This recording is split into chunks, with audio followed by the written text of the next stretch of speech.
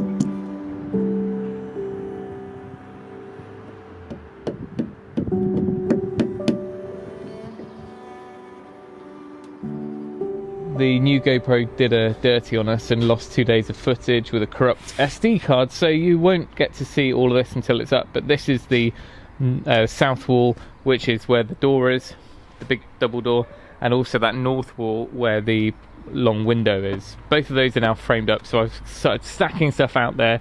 What you will also have missed is the commander is down.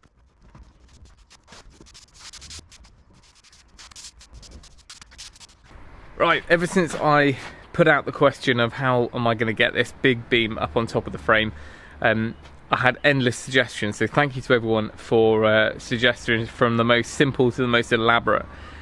Now I'm thinking we actually need to think of a method that we can lift all the horizontal beams. All of the main beams around the side are still far too heavy to me to manhandle up there, so it's going to be far easier if I come up with one method that I can use to lift all the horizontal beams.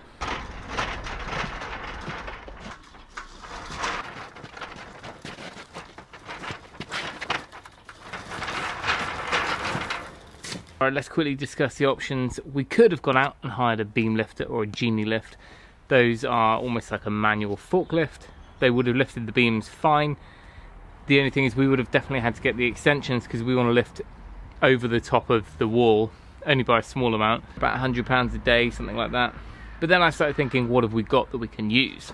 Now, one option we could have done, which was kind of my original idea, which was the Stonehenge job, which is kind of like up, up, up, up, up, which is easy enough. You can do that on with pegs in ladders, or you can simply do that by putting a kind of one sawhorse and putting another one under, putting another one under. That's even easier if you've got a pivot point in the middle as well. You can seesaw it up. Only thing is you kind of need two people. You need someone to kind of slot something in, or you lift a little bit, they slot something in. And of course I'm working solo. Joe's got 3 children in there, homeschooling. The last thing I want to do is pull her out here for 5 minutes of madness and then it'll all go wrong. Anyway, so I had to start thinking outside the box. Now, a lot of people were suggesting ratchet straps, engine hoists, all sorts of stuff that you might be able to make work. and that's fine, but all of those are quite limited on height. Even a ratchet, straps, we'll be using those, but you can't really lift the beam all the way up unless you've got loads of them. So it started making me think, well, we've got this tower scaffold, surely we can use that. Now I think the weight limit for a platform, or just generally on these, is 250 kilo. The beams are nowhere near that. It's not like we're lifting a big steel beam. So what I'm thinking is we will try and use this along with the electric hoist that we've got, that I used on the roofing project. I think it should be stable enough, but today is all about experimenting and seeing if that will work. This is high enough as it is. I don't need any more sections on the top, so what I'm going to use is all of the remaining supports that I've got. I'm just going to add in loads more, so it will kind of stiffen the whole tower up, I think. As you might be able to tell, I'm not an engineer, and my year 7 physics is really going to be pushed to the limit here.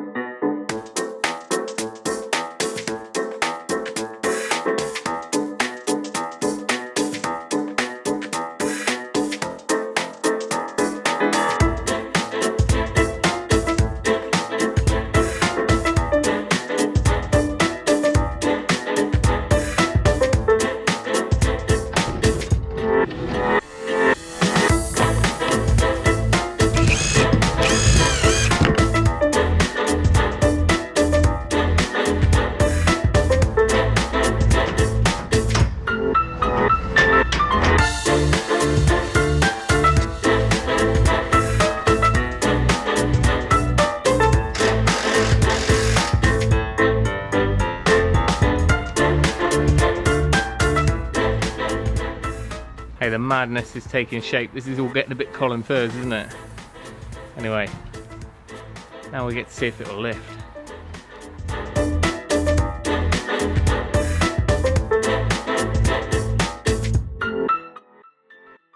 Right, we've got power. Now we need counterbalance and tethering.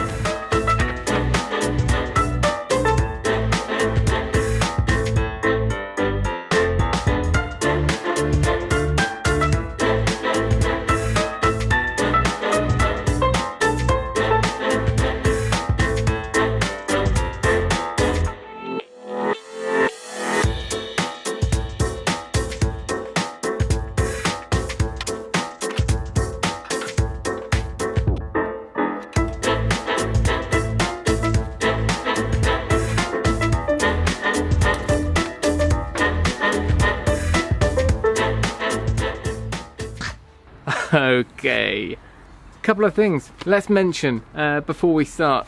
Don't do this at home. I haven't even tried it yet. It probably won't work. If it does work, then still don't do it. We're just working with what we got. I'm thinking worst case scenario at all times. If it tips over, it tips over. The only risk I've got is either me or my fence. Anyway, that's enough of the boring stuff. Let's get on with the fun stuff and see if this actually works.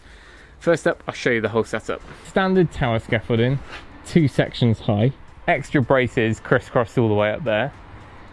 The outriggers, I've got to move the tower a little bit this way anyway. The outriggers will swing around as soon as I get a chance, as soon as the beam's high enough to allow for that. The winch is just that budget scaffold winch I've been using when I did the roof.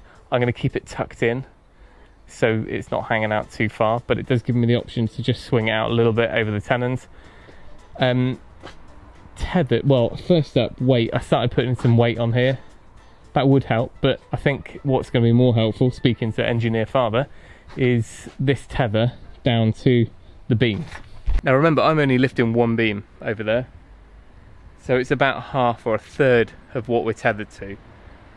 So I think that's okay too. Finally, our controls actually reach down, which means I can be at a fairly safe distance to operate the winch. Now this is a 250 kilo winch.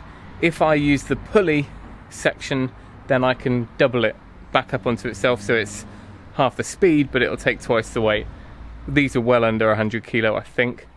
So yeah, they definitely are under 100 kilo, so there's no need to do that. Now we need to get some slings around a beam, and we'll do a test lift then the rest will have to wait. Now of course this is a light post. When we come to do the big beams, I'll measure, and hopefully by measuring I'll find pretty much the centre point. I've got 2 slings. I'm not sure if they'll fit on that hook though, but let's see how this gets on.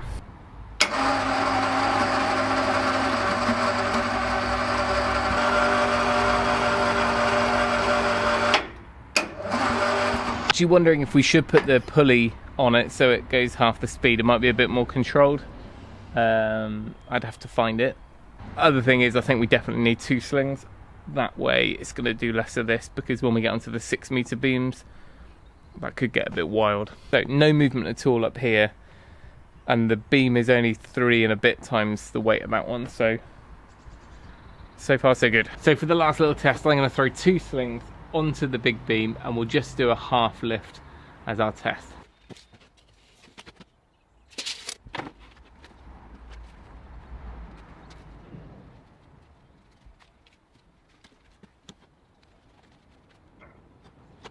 Next problem is I've only got a 2 metre and a 1 metre sling, so they're not even.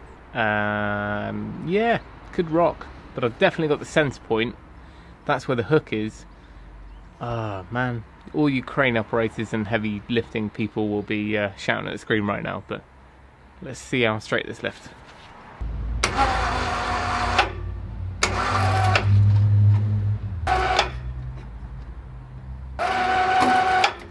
That seemed alright to me. I completely forgot to put tension on this, and I don't even think it's tightened up at all. So it almost shows that we don't need a tether. I'll leave it as a safety backup, but it's basically just the fact that we've got all the bracing and the outriggers are doing the job on their own.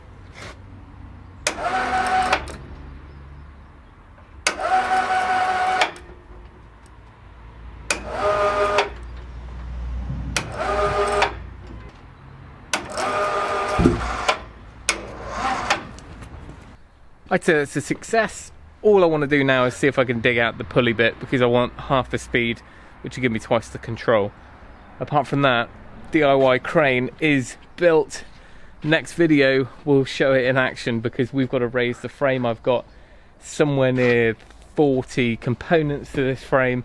I've got to go make some pegs now, and hopefully this time tomorrow this will be my workshop. Before you say it, don't be a numpty, don't do this. It's probably stupid, I've probably missed something. Hopefully, all being well, we'll do this in a really safe and controlled manner, but do yourself a favour, hire the proper lifting equipment, make sure you've somehow got space that you can get an hour hire on a crane, or just wait until you can have 10 mates around and do it safely. But when it comes to lockdown DIY, it's got to be done. Whatever you're doing, stay safe.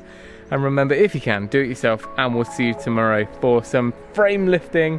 Oh, I'm excited.